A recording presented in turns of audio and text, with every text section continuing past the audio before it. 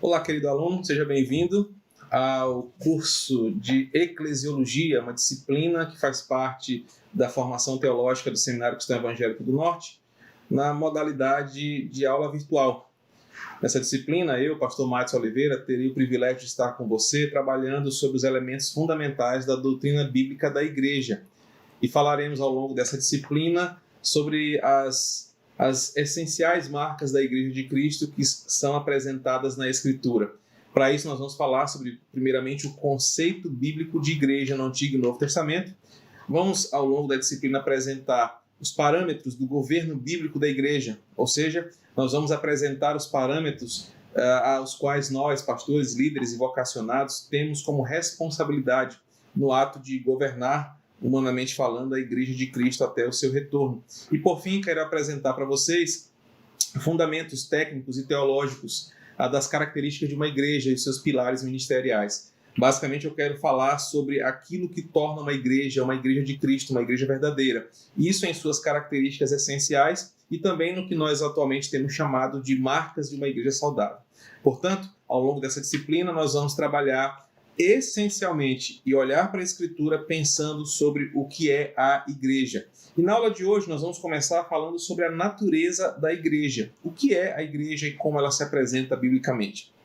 Embora, é verdade, existam hoje muitas opiniões, muitas definições, muitas críticas sobre o que é a igreja, qual é a sua origem, qual é a sua essência, nós temos um fator bíblico que nos apresenta a origem da igreja como sendo anterior a todas essas críticas.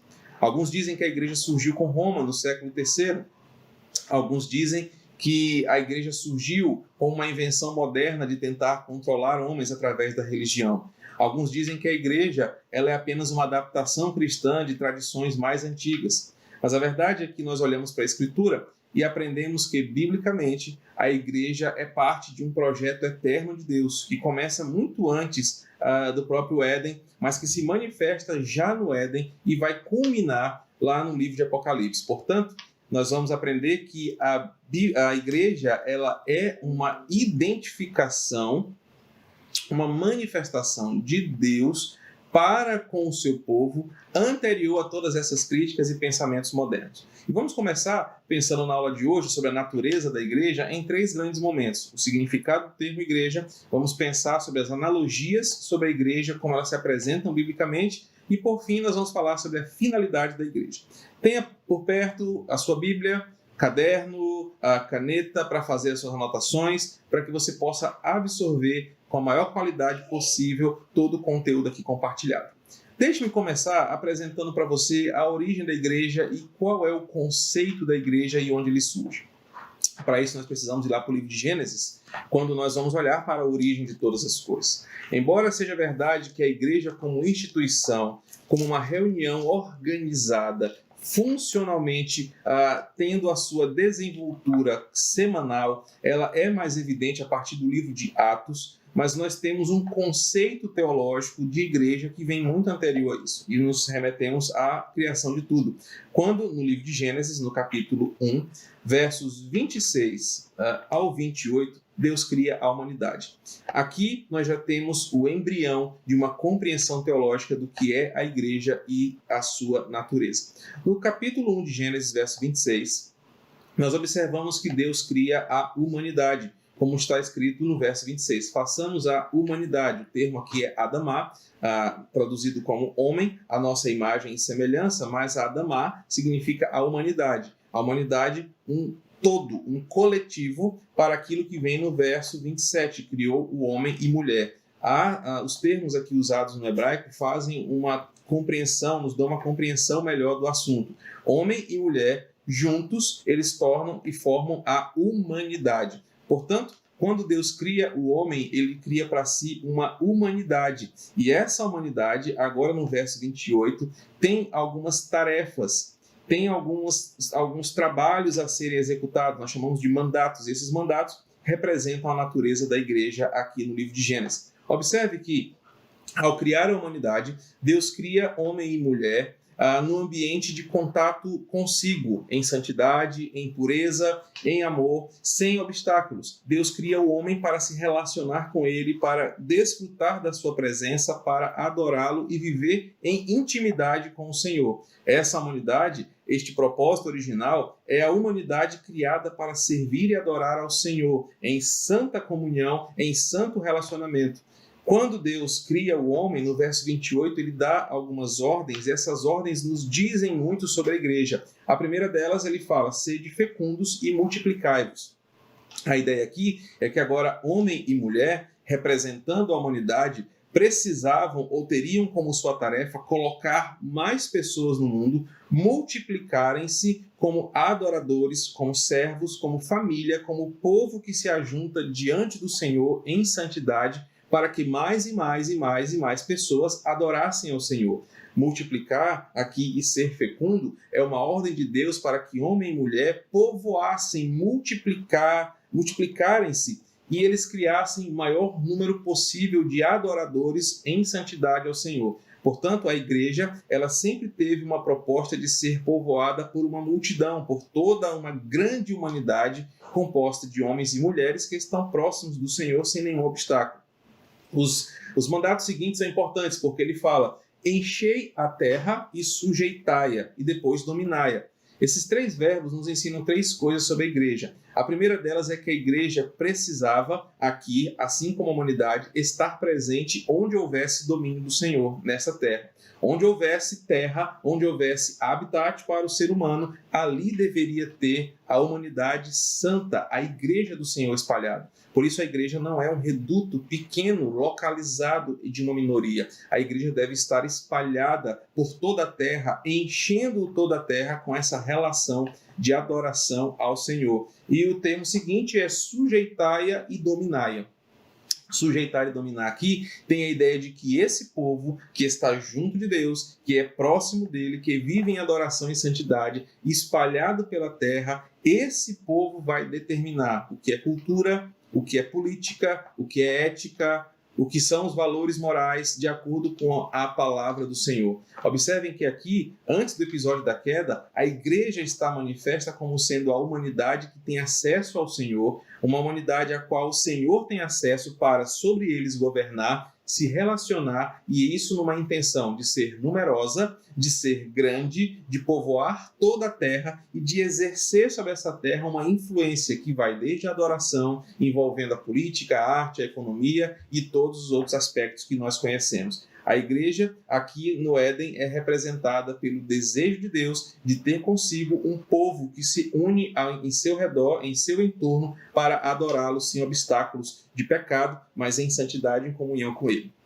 Nós conhecemos a história e, infelizmente, em Gênesis capítulo 3, nós observamos que o pecado impossibilita esta comunhão e, a partir de Gênesis 3, Deus então estabelece de forma representativa uma reunião para si de um povo que será seu. Nós temos isso primeiramente em Abraão, quando Deus chama Abraão e fala: Abraão, assim como eu fiz lá no Éden, e você terei um pacto, em você terei uma aliança. E a partir de você, daqueles que são chamados pela minha voz, daqueles que obedecem a minha palavra, eu farei uma grande nação. Todos que farão parte de você, da sua descendência, daqueles que são meus, eleitos segundo a minha vontade, serão uma grande nação. Uma grande só nação, espalhada por toda a terra e numerosa como a areia do mar.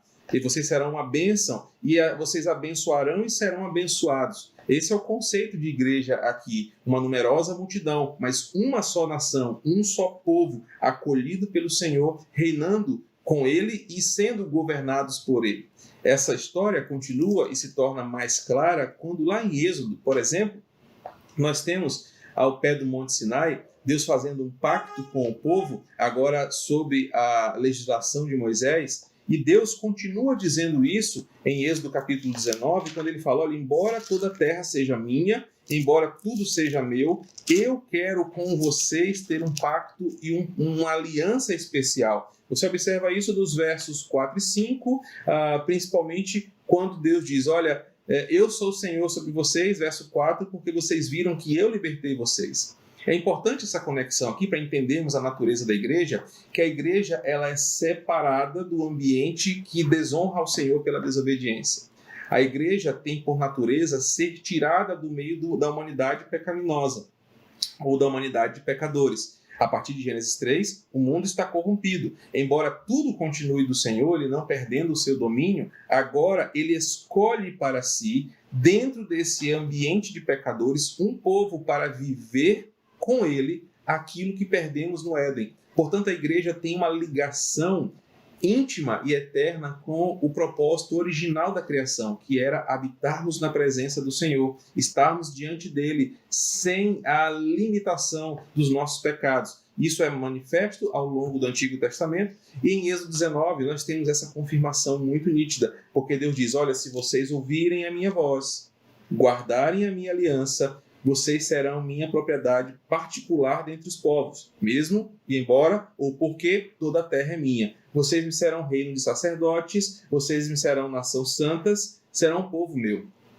Deus, no Antigo Testamento, ele faz questão de mensurar, desde o começo até o final do Antigo Testamento, a ideia de que ele separa para si um povo que vive de acordo com as suas normas, a sua ética e o seu governo. Por isso que logo depois da revelação do Sinai, nós temos no capítulo 20 os 10 mandamentos, como sendo a forma distintiva daqueles que são povo de Deus, daqueles que são parte desta aliança com o Senhor, que começa lá em Gênesis, passa por Abraão e aqui é manifesto em Moisés e se perpetua durante todo o Antigo Testamento.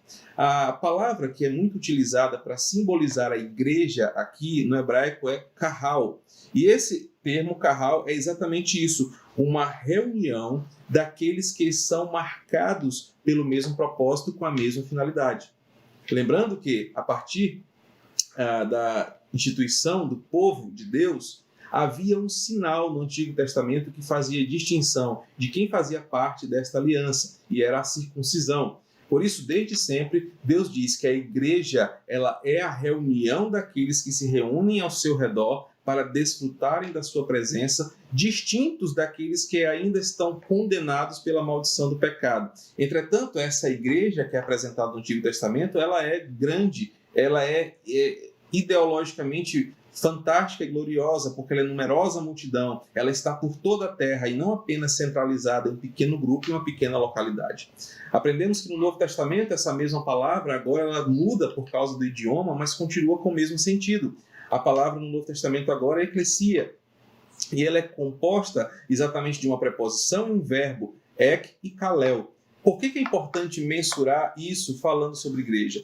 Porque a mesma finalidade ela continua se perpetuando mesmo na transição para o Novo Testamento.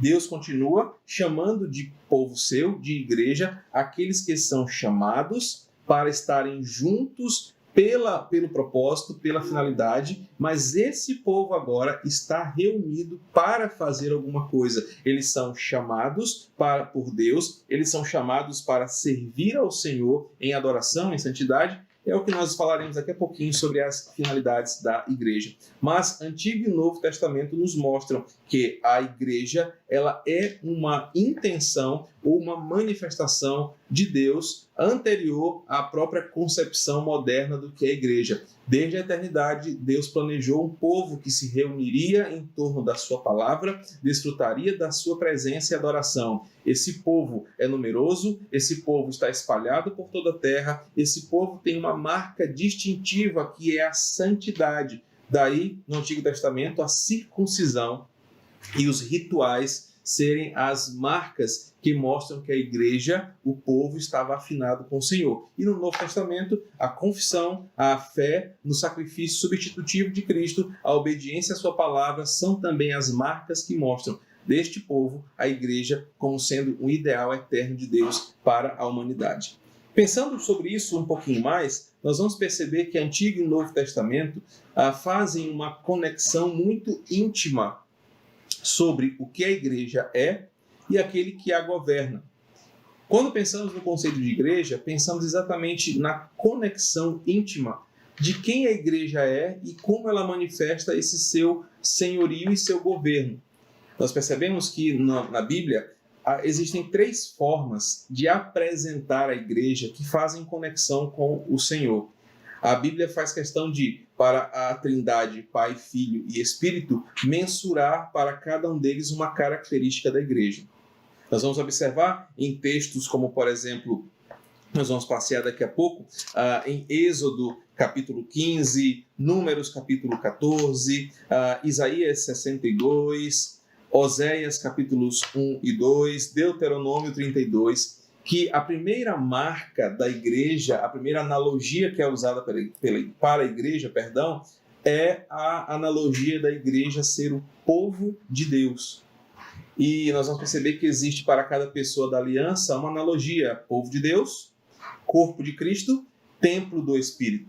E essas identificações, elas são propositais para mostrar que a igreja tem uma íntima conexão com aquele que o criou e que, assim como Deus é Pai, Filho e Espírito, a igreja tem em sua manifestação gloriosa a manifestação desse Deus. Isso nos faz pensar exatamente num conceito que precisa pontuar a nossa vida como igreja. Nós somos uma representação física, visível daquilo que Deus é. Nós exercemos em vida, em terra, aquilo que Deus é em sua natureza e nos seus atributos comunicáveis. Então, aquilo que Deus é, aquilo que Deus faz e que Ele pode compartilhar é vivido pela igreja e a partir da igreja.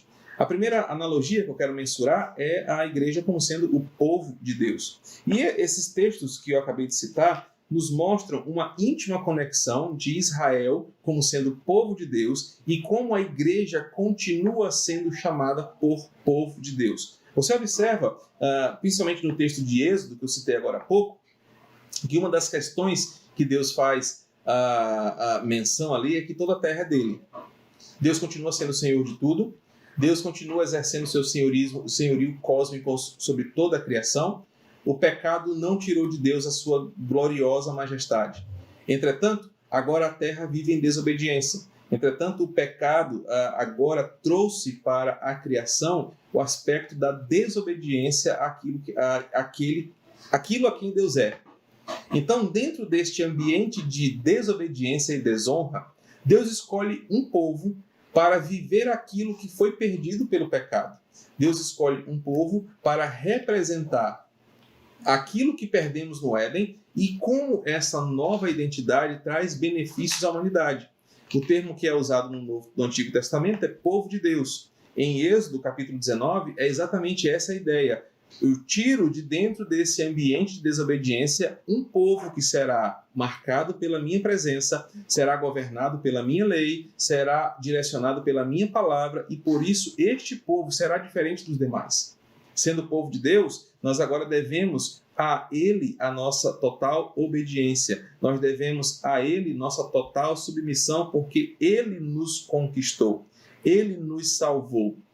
Antes de tornar o povo seu povo, no versículo 4 de Êxodo 19, Deus diz o porquê Ele fez isso e porquê Ele tem o direito. Quando você lê os 10 mandamentos, o versículo 1, o prólogo, o versículo 1 e 2, nos mostram por que Deus tem o direito de dar os 10 mandamentos e por que Ele tem o direito de ser chamado de Senhor. Tanto em Êxodo 19 quanto em Êxodo 20, Ele diz: olha, vocês viram de onde eu tirei vocês? Vocês viram o que eu fiz com os egípcios? Em Êxodo 20 Ele fala: eu tirei vocês da casa da servidão, eu libertei vocês, então agora vocês são meus. E se vocês ouvirem a minha voz, se guardarem a minha aliança, vocês terão os benefícios que a humanidade perdeu ao escolher o pecado no Éden. Esse povo de Deus, então, é agora, no Antigo Testamento, sendo parte daquele projeto inicial de uma humanidade adoradora, sem as barreiras do pecado, na qual Deus pode habitar em santidade ao seu redor e entre eles. A primeira figura, a figura da igreja ser o povo de Deus, é importante e tem algumas implicações necessárias. A primeira delas é que Deus se identifica com o seu povo. Nós agora somos povo dele e ele se identifica conosco. Deus sempre, como sendo o Senhor da sua igreja e do seu povo, ele provê cuidado, provê a proteção ao seu povo, provê tudo que nós precisamos para subsistir, porque ele cuida de nós.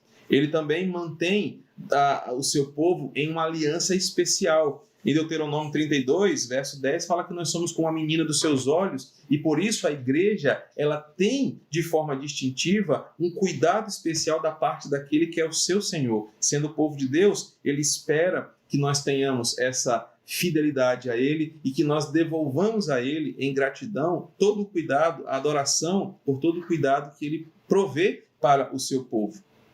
Como disse agora há pouco, no Antigo Testamento, essa marca do povo de Deus ela não era uma marca apenas ideológica, ela era uma marca física que fazia distinção entre as outras pessoas. A circuncisão ela era a prova de propriedade divina. Deus exigiu que o seu povo fosse circuncidado como uma manifestação, uma distinção dos outros povos. Por isso não dava para ser igual. O povo de Deus era diferente dos outros povos, eles eram marcados em seus corpos, para que não houvesse confusão. O que era de Deus, o que não era de Deus, era do mundo. No Novo Testamento, esse sinal externo da aliança, da circuncisão, foi trocado pela circuncisão do nosso coração, pela aceitação do sacrifício substitutivo de Cristo em fé.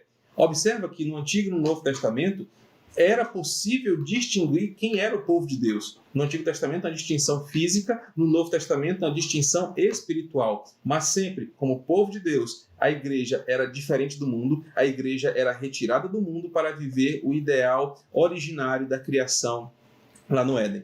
A segunda marca, ou a segunda analogia importante, é que a igreja é identificada como o corpo de Cristo. Agora, fazendo uma conexão mais próxima com o Filho, a igreja ela é apresentada como sendo o corpo daquele que é o cabeça. E a figura aqui é importante para a gente pensar. Se Cristo é o cabeça, significa que ele pensa, ele governa, ele decide e que nós, como corpo, somos a extensão da sua atividade. É como se ele agisse, e é como que ele age através de nós. Há um teólogo que diz que a igreja é a extensão do ministério de Cristo ao longo do tempo. Como sendo o seu corpo físico, que executava as suas tarefas diárias, nós, como igreja, somos essa figura que salienta para nós que as atividades exercidas pelo cabeça, que é Cristo, são manifestas no nosso cotidiano. Cristo sendo cabeça significa que ele governa, Cristo sendo cabeça significa que ele comanda, mas Cristo sendo cabeça significa que nós, como seus membros, somos aqueles que operam as suas decisões e as suas tarefas no nosso cotidiano.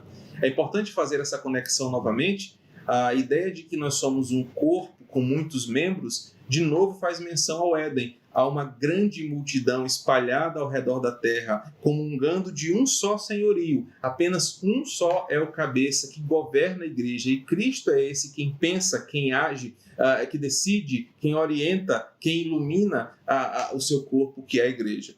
A figura da igreja como corpo de Cristo, ela pode nos ensinar várias coisas importantes para o dia de hoje. Se você observar na sua Bíblia, Colossenses 1:18, você vai perceber que Cristo é o cabeça e que por ele ser o cabeça, ele é o Senhor cósmico sobre tudo, porque tudo foi criado por ele, nele, para ele, conforme diz o verso 16, e nós, como seus membros, indivíduos, nós estamos debaixo do seu senhorio. Por isso que uma das grandes tragédias na igreja é a divisão de governo, quando pessoas querem ocupar a cabeça e a primazia da igreja. Nós somos um corpo cujo cabeça é Cristo.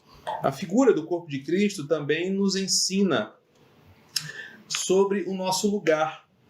Ele é o cabeça, portanto, ele governa. Embora eu e você tenhamos opiniões pessoais sobre a igreja, tenhamos as nossas opiniões, as nossas afinidades, elas sempre serão secundárias, porque elas estarão submissas àquilo que Cristo, como Senhor, pensa para a sua noiva, pensa para o seu corpo. É Ele quem nos faz estar ligados e funcionando. O corpo não está separado da cabeça. A cabeça nos mostra a nossa dependência da sua ordem, da sua direção e do seu governo. Por isso, Cristo ser o cabeça nos mostra que nós somos totalmente dependentes do seu governo, totalmente submissos à sua vontade.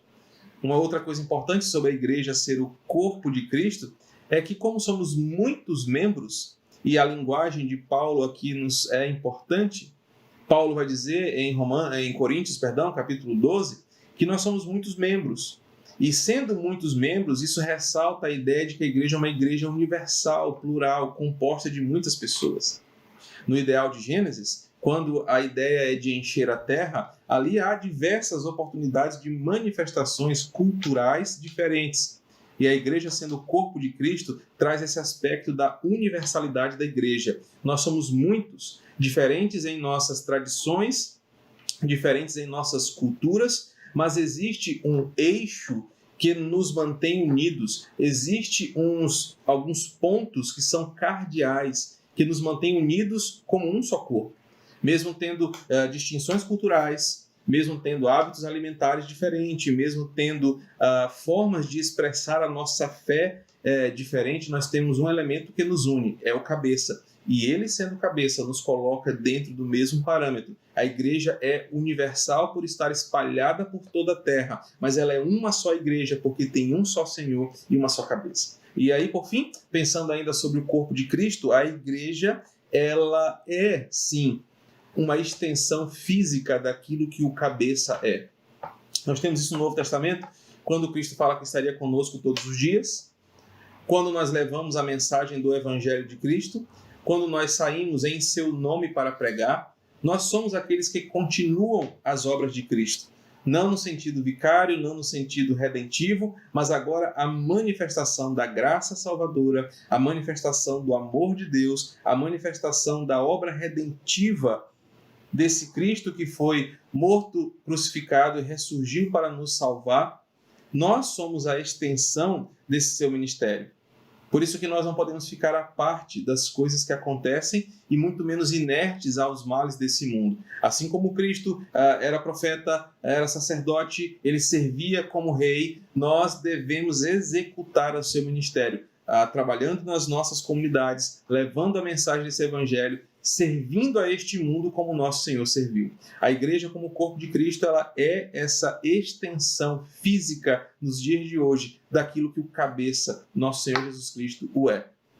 A terceira analogia importante para nós já falamos sobre o povo de Deus, o corpo de Cristo, e agora fazendo uma conexão com a terceira pessoa da Trindade, o Espírito Santo, a igreja ela é o templo do Espírito.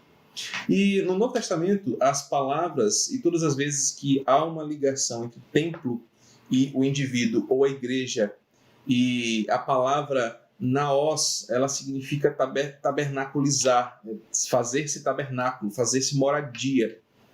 Diferente de casa, oikos, a palavra naos significa um lugar onde Deus habita em santidade. Quando a Bíblia nos apresenta que nós somos templos do Espírito, principalmente a linguagem paulina em Efésios capítulo 2, verso 21, e também em 1 Coríntios 3, verso 16, verso 17, onde a palavra lá santuário aparece, há uma conexão com a pessoa do Espírito e da presença gloriosa que manifestava Deus entre os homens. A igreja é o lugar onde o Espírito habita, e o Espírito habitando, tanto de forma coletiva como de forma plural, como igreja individual, em forma individual enquanto indivíduo e coletiva como corpo, nós, como sendo templo do Espírito, somos o lugar em que ele habita. E habitando o Espírito, ele manifesta entre nós a sua vida, a sua ética, o seu poder e a sua santidade. Por isso que a igreja, sendo templo do Espírito Santo, ela deve estar preparada para estar à altura daquele que habita em si. Não é possível que uma igreja seja templo do Espírito em desobediência aos parâmetros bíblicos daquilo que era necessário para Deus habitar. As analogias nos servem de exemplo e você percebe que na construção do tabernáculo os detalhes deveriam ser executados conforme Deus decidiu. A igreja, a mesma analogia do tabernáculo, deve ser composta com os mesmos padrões de santidade e divindade decididos por Deus no Antigo Testamento e manifestos agora em Cristo Jesus.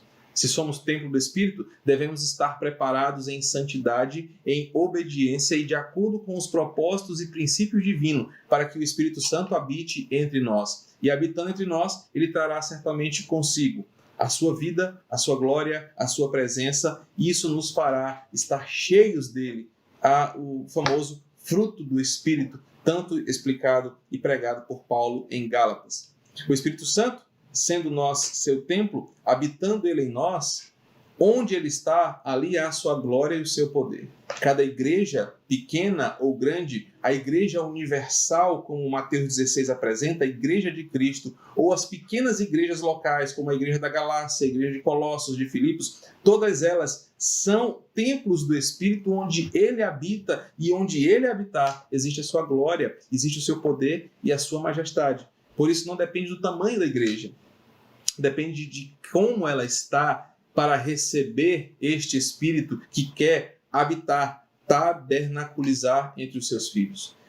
Não importa se a igreja é pobre ou rica, importa se ela está preparada em santidade para receber o Espírito que é o Senhor da igreja. O Espírito Santo, sendo então agora aquele residente, o habitante que opera em nós, ele produz em cada crente de forma individual e também de forma coletiva aquilo que ele faz como sua missão. João capítulo 16 nos apresenta uma pneumatologia muito clara sobre a tarefa do Espírito Santo. João 17 nos fala sobre isso. A tarefa do Espírito Santo é apresentar a Cristo, é pregar a Cristo, é preparar a noiva para que ela se encontre com o Senhor nos ares. Essa tarefa do Espírito nos leva a pensar que ele habitando em nós, ele trata do nosso caráter, ele molda a nossa personalidade e a nossa conduta para fazermos aquilo que lhe agrada. O Espírito Santo habitando em nós, cria em nós essa sensibilidade da pessoa de Deus entre nós, da pessoa de Cristo sendo o Senhor sobre nós. E é o Espírito Santo quem manifesta tanto dons, quanto conversões, quanto a iluminação da palavra, quanto a presença de Deus, porque ele estando entre nós, nós sendo templos do Espírito Santo, ele nos conecta de forma espiritual ao Pai, ao Filho, a Ele mesmo, nos mostrando que somos dele e somos parte de um projeto redentivo. Essas analogias são importantes porque nos conectam à figura de Deus e mostram que a igreja não é uma instituição meramente humana, mas ela tem um propósito eterno que se origina no Éden, que é agora consumado historicamente na conversão e no chamado dos eleitos de Deus ao longo da história para estarem juntos com uma grande humanidade adorando ao Senhor. Agora, para que a igreja serve? Eu quero apresentar, para terminarmos esse momento de hoje, para que a igreja serve e quais são as finalidades da igreja, para que a igreja existe ao longo da história. E basicamente são 4 as finalidades da igreja. E basicamente a igreja ela existe para continuar o projeto original de Deus de ter um povo que é seu. No Antigo Testamento nós vemos isso muito claro quando Israel representa aquela nação que as pessoas viriam e observariam como Deus governava entre eles. Eles olhariam para Israel e perceberiam que lá, Deus sendo o centro, aquela nação desfrutava do shalom de Deus. Não apenas a paz, mas a prosperidade e o sentido pleno de todas as coisas.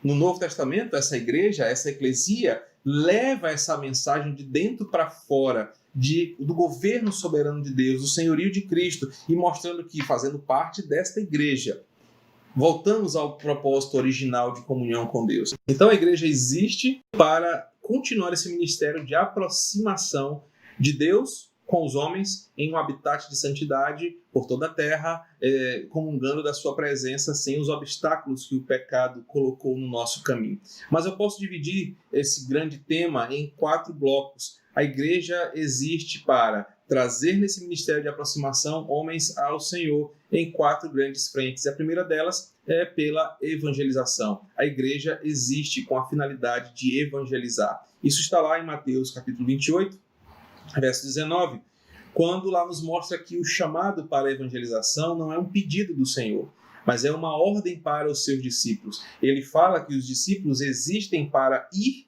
e indo fazendo discípulos e os batizando em nome do Pai, Filho e do Espírito Santo. Essa chamada à evangelização é uma das grandes finalidades da igreja, porque, como vimos no começo da aula, a ideia de uma humanidade grande, numerosa, preenchendo toda a terra, louvando ao Senhor e desfrutando da sua presença, é uma das tarefas hoje da igreja como sendo esse agente que leva essa mensagem de chamado para essa grande humanidade voltar-se para o Senhor. Por isso a igreja precisa manter em foco que ela existe para evangelizar, anunciar o governo de Deus, a sua grandeza e falar do seu senhorio, chamando pecadores que agora estão distantes da palavra por causa da cegueira do seu pecado, para voltarem-se para o Senhor, para observarem a sua majestade e se renderem à sua palavra. E a evangelização, ela é o mecanismo pelo qual nós fazemos isso. A igreja existe para evangelizar,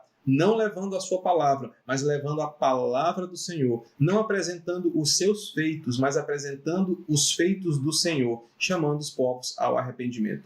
A segunda finalidade é a edificação dos crentes. A igreja existe para edificar aqueles que estão dentro da igreja. Efésios 4, capítulo 12, nos mostra que a igreja existe para o aperfeiçoamento dos santos, com o desempenho do serviço para a edificação do corpo de Cristo. Ou seja, todos os crentes são chamados para crescerem e se tornarem parecidos com o seu Senhor.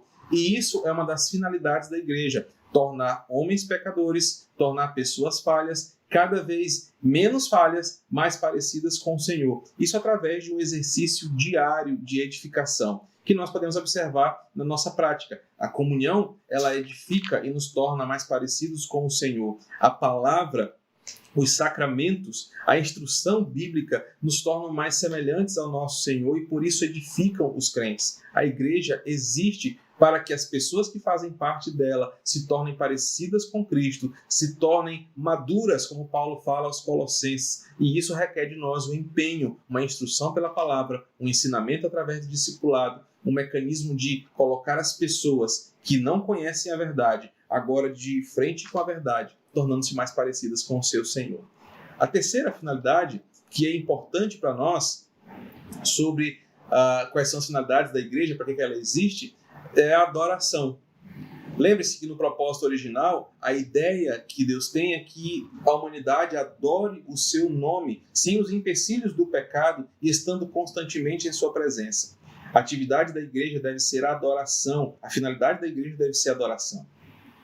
Pense comigo, a edificação coloca o crente de acordo com a palavra.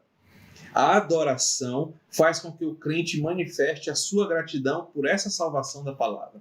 Então, a adoração coloca Deus no centro, coloca Deus acima e nos faz, como crentes, olhar para Ele, pela palavra, aquilo que Ele é.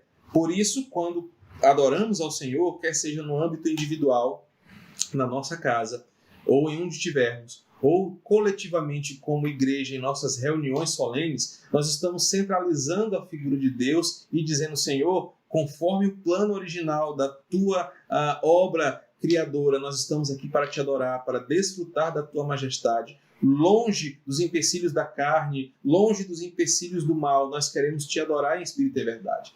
A igreja deve favorecer esse ambiente de adoração, de saúde espiritual, para que aqueles que fazem parte desta comunidade tenham acesso ao Pai pela palavra, pela instrução bíblica de adorar ao Senhor em espírito e verdade. Nós observamos isso ao longo do Novo Testamento, quando vimos que a igreja se reunia para adorar. Historicamente, nós somos o povo da adoração, que reunimos em nossas reuniões solenes para prestar adoração ao Senhor. No Antigo Testamento, essa era a finalidade dos ritos: adorar ao Senhor, entregar a Ele um sacrifício que lhe agradasse. A igreja existe para adorar ao Senhor. E, por fim, uma quarta finalidade que marca para que a igreja existe, dentro daquela estrutura maior, a igreja existe para continuar o ministério de aproximação dos filhos de Deus para junto dele. Essa seria a finalidade maior. Dentro dessa finalidade, nós temos as formas. Nós fazemos isso através da evangelização.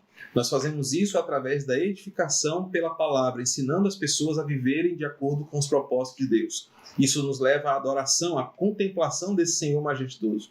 E, por fim, a quarta finalidade é a preocupação social, ou como temos conhecido ultimamente, a missão integral. A igreja existe para exercer nesse mundo atos de justiça e misericórdia. Esses termos ficaram um tanto quanto denegridos por causa dos rumos que a missão integral tomou na América Latina, mas a igreja existe para manifestar atos de justiça e atos de misericórdia neste mundo caído. Nós temos vários exemplos nas parábolas, nós temos o exemplo do nosso Senhor, nós temos o exemplo das igrejas que serviam aos missionários, Nós temos o exemplo de Israel quando acolhia o estrangeiro, o peregrino, o órfão, a viúva. Nós temos na Bíblia N oportunidades de perceber que a igreja existe com uma responsabilidade de praticar esses atos de amor e de compaixão, primeiro para os crentes, para os que fazem parte da comunidade de Israel, mas também para os que estão de fora. Nós não podemos ignorar a nossa tarefa missiológica de servir aqueles que necessitam.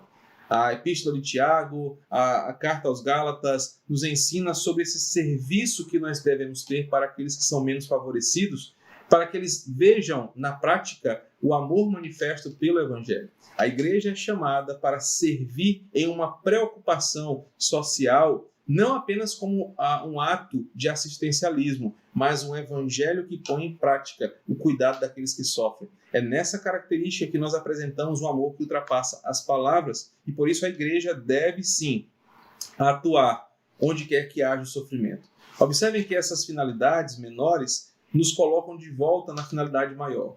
Quando nós evangelizamos, nós chamamos pecadores a observarem o estrago do pecado na humanidade.